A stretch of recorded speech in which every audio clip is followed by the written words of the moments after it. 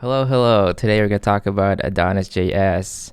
It's advertised as a fully featured web framework for Node.js. It's supposed to include everything that you need to create a fully functional web app or API server. And as you can see, its main goal is to avoid the need to glue together various packages just to create an API, right? It's supposed to be a batteries included framework offering everything that you need. So what I'm going to do with this video is to give you a crash course of how the framework works, how do you create a new application, how do you build a CRUD API, how do you do validation, how do you talk to a database, basically all the typical things you might do in a basic RESTful API. And hopefully what my goal is to show you how does this framework work and does it work for your use case? Is it good enough? Should you use something else? So jumping right in, before you can install Adonis, you need to make sure that you have at least Node version 14.15 and NPM 6. Alright, so assuming you have the compatible Node and NPM versions, to actually get started, open up a terminal and type in npm init adonis-ts-app at latest, and then you're going to type in the name of your application. In this case, let me call this demo Adonis, and then hit enter. It's going to ask you what project structure you want. So for example, you can select API if all you want to do is a REST API. You can select web if you want a more traditional server that renders HTML templates, or you can select Slim to just start very minimal. We're going to select API here because we're specifically trying to use Adonis for creating APIs. And I'm just going to hit enter here for the project name, set up a ESLint. I'll select true, and prettier as well. We'll take that. You'll see that it starts to scaffold the project, and then it'll take a few seconds, maybe a minute or two to install. Once it's done, it's going to tell you, hey, you can just cd into your package and then run it. But instead, I'm going to actually open VS Code from here. So I'm just going to do code demo Adonis. Now within VS Code itself, I'm just going to go ahead and just run the application and see what we get. To do that, you can do run npm run dev. You'll see that it says it's starting up the server at localhost 333, and just to test it out, I'm gonna go use the Thunder client here, which is sort of like Postman but in VS Code, and I'm just gonna create a new request to localhost 333 and hit send. You'll see that over here we've got a hello world, so we can kind of see that it's working, it's running. And where is that coming from? Let's take a look at the code. You'll see the first file that you probably want to pay attention to is within start. There is a routes.ts file in here, and most of the files, if you open them up, they'll have some comments in there to kind of explain what it is. But basically, this file is sort of the root place where you would define all of your routes for your API model. And I believe typically Adonis apps will only have one of these files, but you can add more if you wanted to. If you had a lot of routes and you wanted to organize it between separate files, you can do that. But most applications will probably only have just this one. And you should notice that as you're running the application, if you change, it should auto refresh for you. And if I hit send here again, you can see that my hello world updated to the changes that I made. Now, we're not going to spend too much time talking about what are all the other things that are in here. There is definitely quite a lot, but you don't really need to be super aware of everything up front. There's really only a couple of files that you have to sort of be concerned with. A lot of these are really configuration that you might not even touch for a while until you really need to. So the files that we do care about, we'll open them up in this video, and I'll kind of explain which ones you need to care about. Right off the bat, the one thing I would mention is that you can see that it has, if you were to turn on that prettier and ESLint option that you saw in the beginning, it comes out with a fairly opinionated configuration. So for example, you'll notice that in the prettier config, it actually has semicolons false, which might throw some people off a little bit. So I'm gonna turn that into true because I'm also not used to that. And there's also this ESLint RC file that you can configure to change the rules up as you need it. For example, perhaps you don't want this prettier rule. We'll just get rid of that. It's really up to your preference. So for example, now when I format, it brings back my my semicolons, which I actually like. Personal preference. So while we're in this routes file, we might as well start talking about routing, which really it's probably the primary thing you want to be concerned with, right? If you're writing an API, you usually would have routes that perhaps go back to your database and do some kind of querying of some sort. So as you can see here, you can sort of just return anything directly that you wanted to. It's not like if you're coming from Express, usually you'd have to do rest.json, or if you need to send text, you have to do, I think, rest.send. Here you can just send, if you wanted to return a string, you can just do that. So if I hit this get endpoint again, just on the base URL, I get back the string. All right, so what are some of the things that you can configure with routes, right? As you can see, it's defining the HTTP verb here as get. You can also change that to post. You can change that to put, patch, or delete, right? We're just gonna stick to a simple get for now. So it's very similar to Express if you've ever used that before. And then within this callback, it actually takes in a context object, which you usually would just write as CTX for short. And typically, you would actually destructure a bunch of things out of that. So for example, perhaps you had an endpoint that looks like this, right? Maybe you had a dynamic post ID in a URL and you want to be able to parse that out. Well, the way to do that is you just do params. And then, you can do params.postid, and that will give you access to what that value is. So let's do a quick demo of that. If I did /posts/SOMEID and hit send, it's going to say I am a string SOMEID because I'm concatenating the ID over here, right? Pretty simple. And there's a bunch of other things that you can take out of that context object. For example, there is a request and a response. There's all sorts of things that you can get from those things. So for example, again, very similar to Express, but not completely the same API, but similar in sort of idea. So for example, request is going to have the body in it. It's going to have query strings. Response you can use to change the HTTP status. So for example, you can do response.status. If we were to, let's give this 400 just for fun. If I were to request this request again, it's going to give status 400, right? So it's very similar to Express in that way if you've used Express before. And in request, you can get the body from that doing request.body like this. You can get the query strings from it doing request.qs, and that's going to bring back the parsed query strings. We'll see an example of that as we actually build a more real API in a second here, but just wanted to show you the basic fundamentals. Now with Adonis, it's easy to assume that all you have to do to create an API is start adding logic within these route handlers, right? But that's not actually how you're supposed to do it. What Adonis promotes is the use of controllers, so that instead of handling the logic here, we actually push the logic towards a controller, and that controller will do the actual route handling. Then this file just ends up being a bunch of route definitions, so it's meant to be fairly simple. So to get started with making controllers, there's actually a handy CLI command that you can use. In the terminal, just write NodeJS make controller, and then you have to provide a name here for the entity that you're trying to make controllers for. So I'm gonna put pet. So imagine that we're trying to create a pets API, maybe a CRUD for a pet store API. Notice that I'm providing a singular name here because Adonis will automatically make that plural when it's naming some of the files. So you'll see this in a second. If I hit enter here, you'll see that it creates a pets controller, right? So it automatically makes that plural. So that's why make sure to provide a singular name here.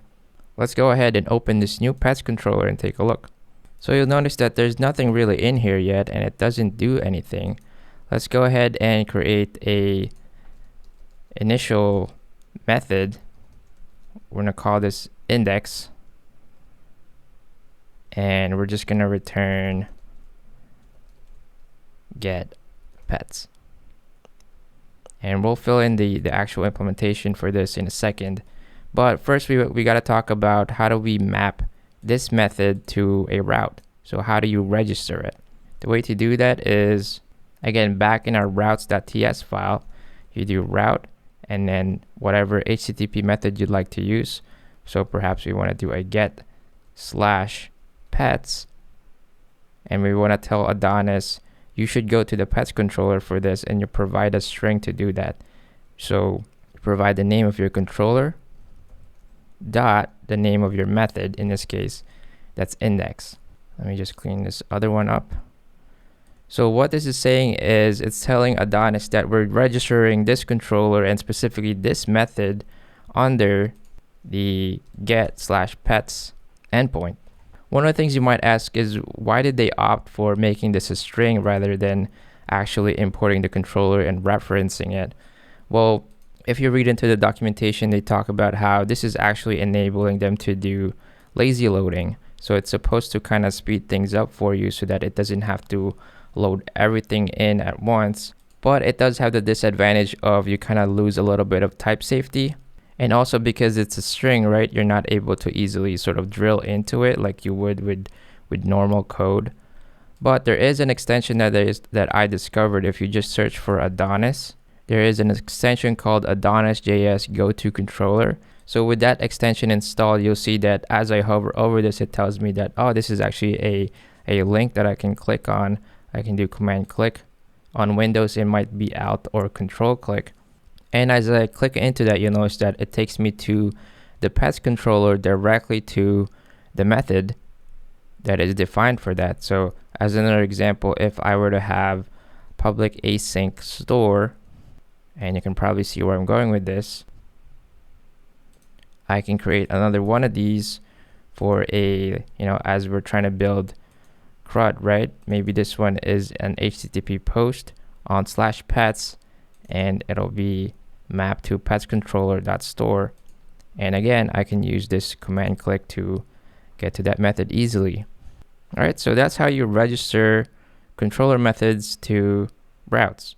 And you pretty much just do this to build out your entire API model. A very useful tip to know about is in the terminal, you can also do node.js list routes. And when you run that, it's going to give you a summary of what are all the routes that you have defined.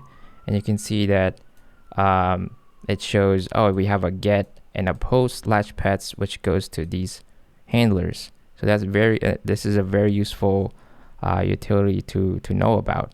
And specifically because of this other feature that I'm going to show you, which is if you are trying to create CRUD, you might imagine that you probably have to do these definitions per route, right? Per HTTP method. So for example, you might have put, you might have delete. Now, you probably don't want to keep writing the same thing over and over again if you're just making CRUD for a bunch of things. Well, Adonis has already thought of that, and there is a shorthand to achieve it by doing route.resource. And then in this case, we just pass in the pets controller as a name. We don't define the methods. So if we were to actually run this utility again, node.js list routes, you'll notice that now there's a bunch more things in here that's automatically sort of defined for us. So basically your CRUD, and it automatically kind of assumes that a get/post goes to pets controller.index. An update goes to an update, a delete goes to a destroy, and so on and so forth. So it kind of works with a out-of-the-box convention that you can just follow, and it'll help kind of keep your code fairly consistent. Now there's a couple extra routes here that we don't actually need. So you'll see, for example, that there is a /pets create, and there's also a post/pets that goes to a controller.store. Now it might be confusing. What's the difference between the two? The first one is actually meant for if you were creating a traditional web app where you have the server returning an HTML page where there's a create form. This would be the handler for that. So within create, you would return, you would render an HTML form. Now, in our case, we're just creating the API, right? We're just making a REST API, so you don't need that. So you might not want this extra route in there, and the way to get out of that is by adding API only. All right, now if we run this command again, you'll see that the third table here now only shows your typical CRUD, right? So we got our create, which is a post on /pets. We've got a read on get/pets as well as get by ID. And then you got your update using put or patch on /ID as well as delete on /ID. So there's your entire CRUD definition in just one line of code. So that's pretty cool, right?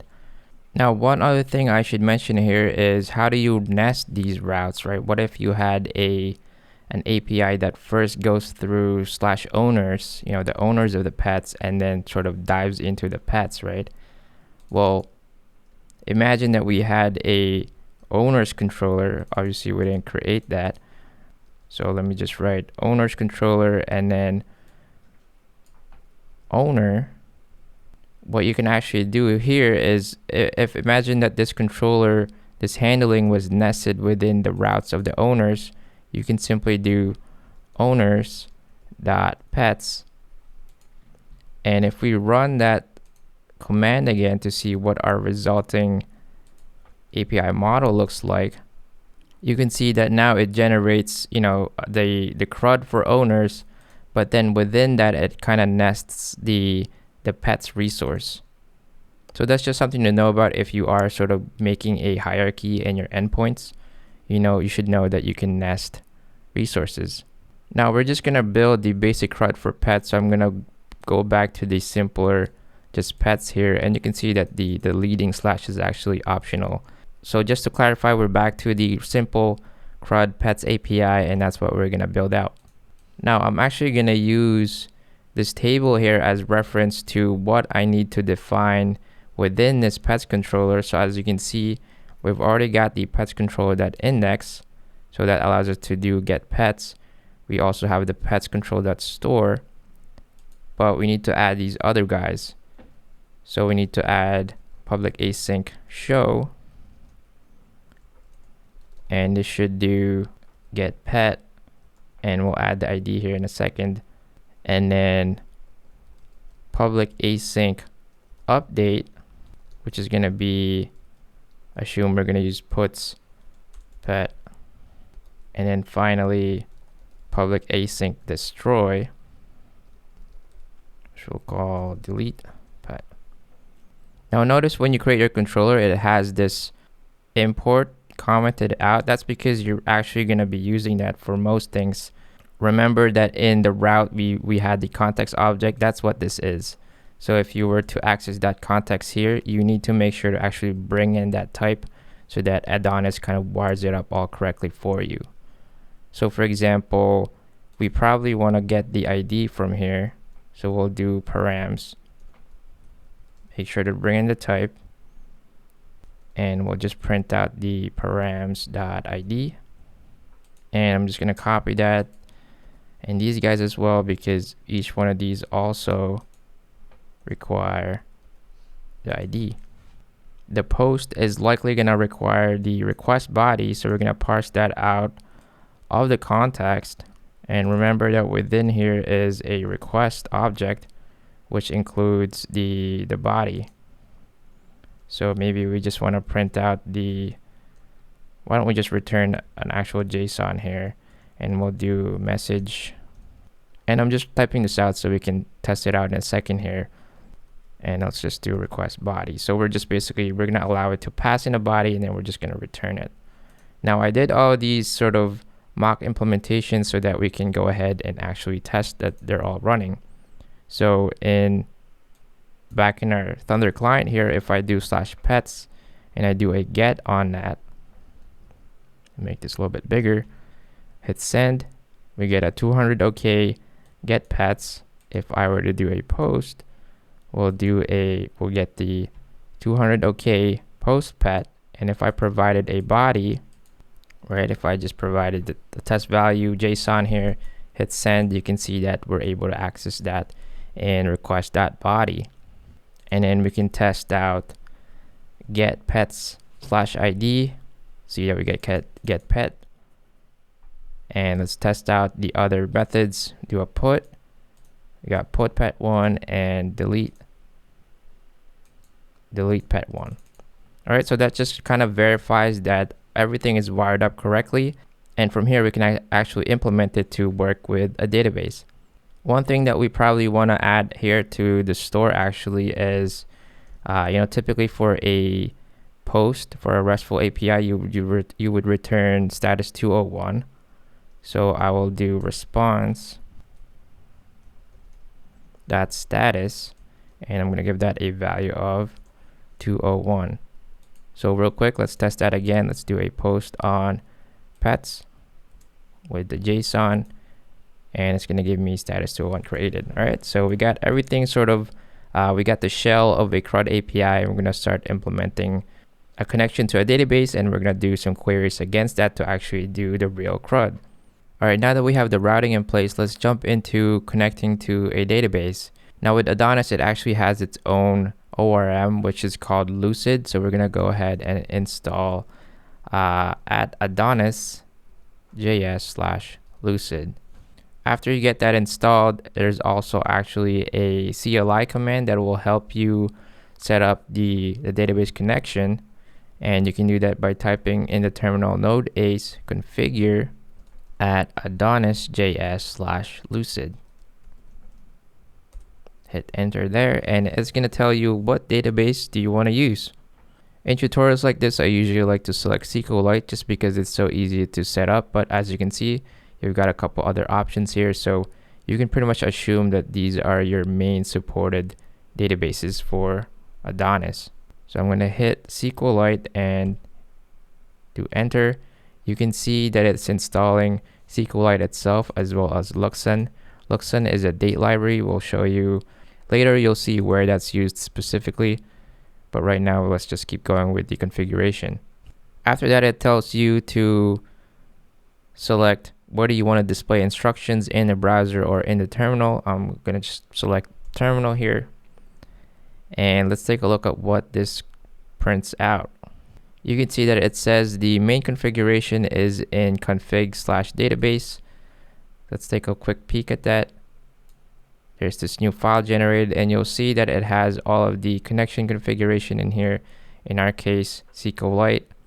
It created a file name for us called db.sqlite3, and then it's got these basic configurations in place that you can change later if you need to. For our purposes, we mostly can just stick with the defaults here. And it also will tell you that there is a env.ts file where you can add rules on environment variables. So for example, if you were to go with a MySQL database, that usually will require a couple more information, like what is the host, what's the username, what's the password. And typically you would pass those in via environment variable. So it's telling you that you can copy and paste this and add it into the env.ts file, which we can take a quick look. And you can see that there's already a couple of things in here, but basically you can add validation to make sure that when your server runs, it also checks to make sure that all of the database credentials are there. So I'm not going to do that for SQLite because we don't need it, but make sure you're aware of that. All right, and it gives you examples for all of the other database types that it supports. And then there's also now a new TMP folder, a temp folder, and that's actually where it's going to save our SQLite file that you'll see in a second when we run the application. All right, so now that we have our database connection configured, our database is still empty yet, so we actually need to create some tables before we get started. And the way to achieve that with Lucid is by creating a migration. You can, of course, connect to the database directly and start, doing create tables and stuff like that. But the proper way to do it is with migrations. So in Adonis, the way you create migrations, or specifically with Lucid, the way you create migrations is doing node.js make migration, and then you provide a name here. I'm gonna call it pets, because we're creating a pets table. Hit enter there, and you'll notice that it creates a file in the database folder. If we open that, you'll see an up and a down method. Hopefully you're familiar with migrations, but the gist of it is that you want to define here the things that you want to change in a database on up for when you actually run your migration. And then in down, you'll define the inverse of that, which is usually, if you added something, the inverse would be to remove it. So anytime that you roll back, anytime that you want to roll back the migration, it would be running down. All right, so let's review what's in this up method. You can see that it's creating a table with table name pets, and it's got an incrementing ID and some timestamps to begin with, right? So it automatically has 3 columns for you. And this syntax is actually from ConnectJS. If you've ever used that, it's a very good SQL query builder that can do migrations for you. So the syntax here is actually not specific to Adonis or Lucid. It's really just ConnectJS. So if you're curious about the syntax for that, make sure to review the ConnectJS documentation directly. Now I want to add a little bit more of an example here. So for example, let's create a name column, which is a string. So in a database, right, it'll be a varchar, just so that we can demo an extra column in here beyond the 3 that you start out with. So now that we have a migration, to actually run that up method against a database, you need to actually run the migration. And the way to do that is you do node.js migration run. Hit enter, and you'll see that it migrated the new pets migration that we have. All right, so now you can imagine that our SQLite database has this new pets table that has the columns ID, name, as well as the created at and updated at timestamps. Now where we're going to go from here is to actually create a model that represents that table. So this is where Lucid actually comes in as an ORM. So while we're still in the terminal, we're going to do node.js make model. We're going to do pet. And before I run this, there's actually a -m here that will also generate the migration as a shorthand. In our case, we generated them separately, but you know that if you provide the -m, you can kind of do both of those steps in one go. But in our case, we're just going to create the pet model. And you'll notice that it creates that model in a pet.ts in the models folder.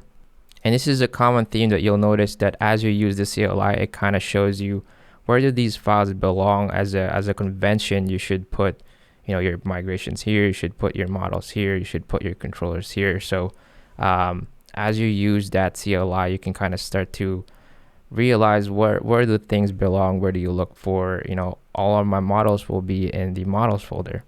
So as we have this opened up, you can see that, again, similar to the migration, it has the definition of the pet object, as well as what are the different columns that it has. Now remember, I told you I'll talk about where do they use the looks in for this. This is where it goes in. It's sort of the data type that's being used to represent dates. So which makes a lot of sense because looks-in is a date library. It's sort of the one of the options to replace moment.js, which is now, I believe, being deprecated, or at least it's no longer being actively maintained. Now remember that in the migration we added a new name column. So we need to represent that as well. So basically you want this file to fully represent the same exact schema that you have in a database. So if there's a new name column, we need to make sure to represent that here. So I need to add column, right? So simple enough. So if you're curious, what's really happening here is that Lucid is promoting the active record pattern. If you ever used Ruby on Rails, you might be familiar with what that is. But basically the gist of it is that the tables in your database are represented as these models, right? So for each table, you likely will have an individual model for it. And then each instance of this class sort of represents a row in each of those tables. So if we had an instance of a pet, that would represent, one of our rows in the pet table. And take note of the fact that simply changing your model does not necessarily change your database schema, you still have to go through the migrations to do that. So there's always that 2 or 3 step approach where you want to change your database, you make a change of the schema through the migration, and then you update your model to match that change. So at the end of the day, you have to realize that models really are just a representation of the tables. It does not actually define what ends up in the database. If you need to change it, you go and do migrations, right? So simply adding or removing columns in here does not do it for your database. Just make sure to fully understand that. All right, now that we have all this configuration set up, we've got our database, we've added a pets table using the migrations, and then we created a model to represent that pets table. We can then go ahead and start using this model within our controller. So let's get back into our pets controller and actually start implementing that CRUD. So what I can do here is I'm going to import that pet model in my pets controller, and I can actually go ahead and start using it. As an example, I can simply return here pet.all, and this would do, basically your select star, right, from pets. And then how do we insert into our database? Well, first let's get that body from the request, and then we'll actually cover validation in a second here, but I want to make sure we kind of focus on one thing at a time so it doesn't get confusing. So we'll go back to validation here towards the end of the video. But once we have the body, you can then do pet.create, and then we simply pass in our body. And let me actually move this status in here to make sure that we only set that status to be 201 after it's been created. So this create is sort of a create instance and save in one go. And we're simply just going to return that pet, the created pet. All right, so there's our implementation of inserting. Let's get to how do we query by ID. That's pretty simple. We just do pet.find, and then you can get that ID from params. Now what I like to do here is actually use find or fail, so that if it doesn't find anything in the database, it actually throws a 404 error. All right, let's move on to updates. How do you do updates?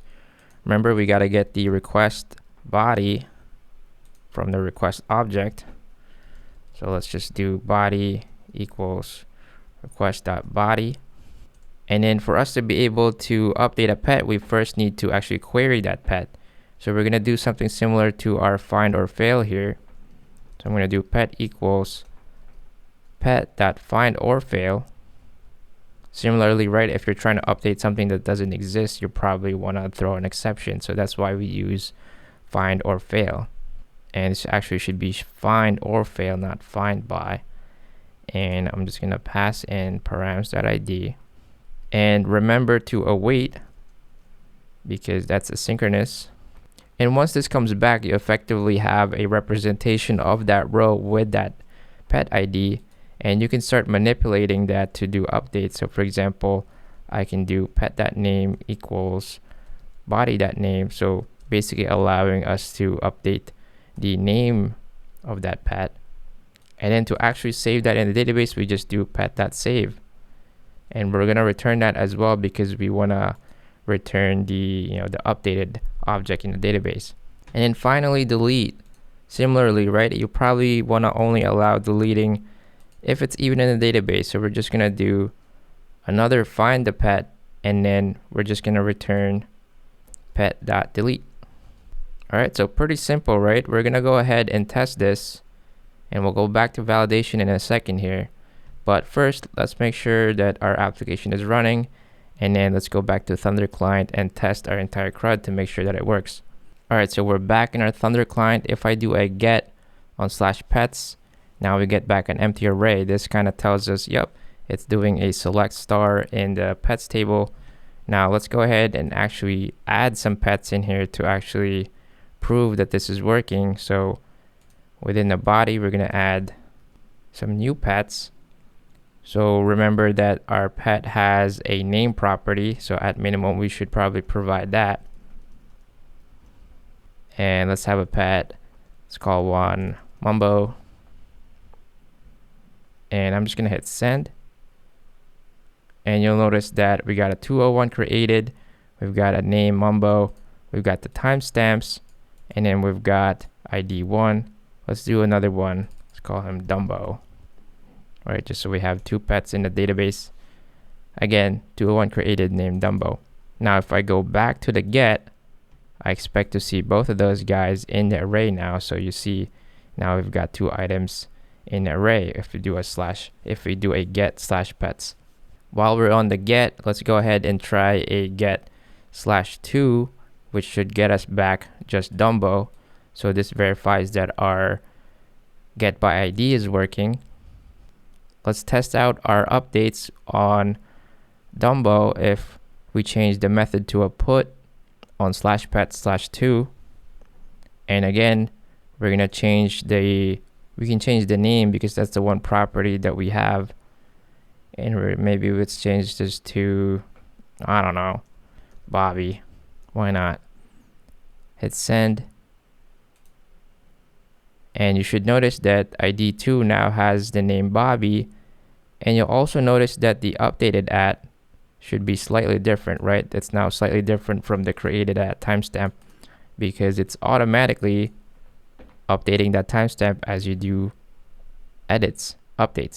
All right, and then let's actually try our delete by switching to HTTP delete, and we'll hit a send here, and we've got just an empty response, 200 okay.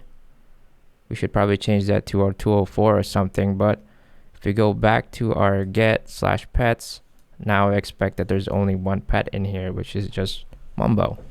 All right, so as you can see, we basically just did the CRUD, right? Pretty simple. Real quick, I'm gonna change the response status code here for delete to be a response.status 204, just to kind of signal that, hey, we're not returning anything. You can, if you decided to, instead maybe await the deletion and then just return the pet, right? That's one way to do it if you didn't want to do an empty body, since we actually queried it anyways, so we have that information if we wanted to return it. Now before we wrap up, let's really quick visit this validation piece and just see if we can get some basic validation in place, right? With Adonis, there is a built-in schema validator that you can use from this import path core/validator, and it gives you back the schema object. And what we can do with that schema object is within our insert handler in the store method, we can define a new schema in here. So let me just delete this body for now because we're not actually going to use it. We're going to do const, let's call this new pet schema. And we're going to use that schema object. We're going to do create. And remember what's in our database schema, we have a pet that has a name property, and we're just going to say this is a string. And you can see that there's a couple different options that you can pass into here. Feel free to check the documentation on what are the different things you can do, but one of the ones that I know is useful is we can pass in a trim property here to make sure that if there's extra spaces in the string, make sure to cut that out automatically. Right, so the goal here is really just to effectively create a schema that matches our model, right? We're saying that there is a string there's a name that is a string. We want to make sure that the schema represents that. Now, once we have that schema, we can then create a payload through the validation, and the way we do this is we do await request dot validate. You can see that's kind of built into this request object, and we just pass in schema, right? And let's call this, we call it new pet schema. And then now, instead of us passing the old request body, right, we want to pass in this payload instead, because this payload once it sort of think of it as the validated version of the request body. And the cool thing with this payload is it actually has some type definitions behind it automatically, which is kind of cool. So, you know, you could do payload.name, like it knows name exists in that because of the schema that you defined, right?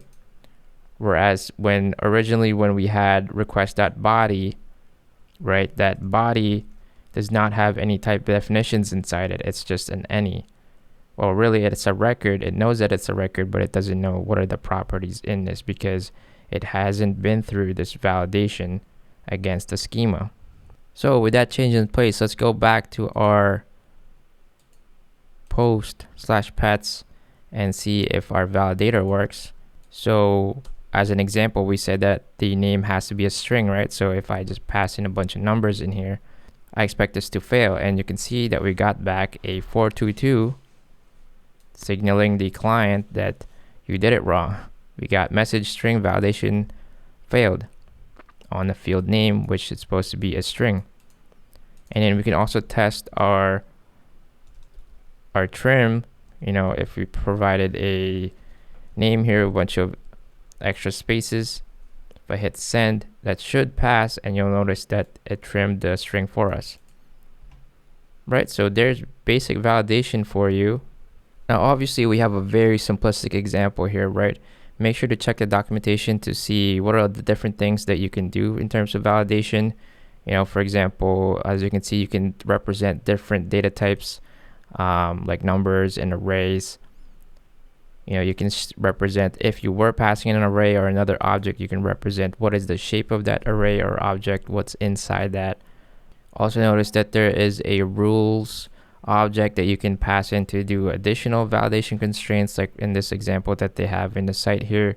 You know, it validates that not only is it a string, but it's also an email. And then there's also a way for you to define validators as sort of standalone utilities or classes. And you know, this is probably when you want to reuse the same validator across different controllers. So again, lots of things to go over here that I'm kind of skimming over. I just wanted to introduce the feature to you. All right, so that's really it. I think I'm going to conclude this crash course here. Again, there is a lot more things that you can do to improve this API, right? But I hope that you kind of got an impression of the framework, if maybe it fits your use case. How do you like the developer experience? I definitely think that it has a very good developer experience, and the overall syntax that it requires you to use is very nice and clean. The one disadvantage I think that the framework might have is that, again, it tries to rebuild a lot of things from scratch because it tries to create this very optimized, cohesive experience for you, and the trade-off of that is usually that it means integrating with third-party packages is probably anywhere from impossible to just very hard.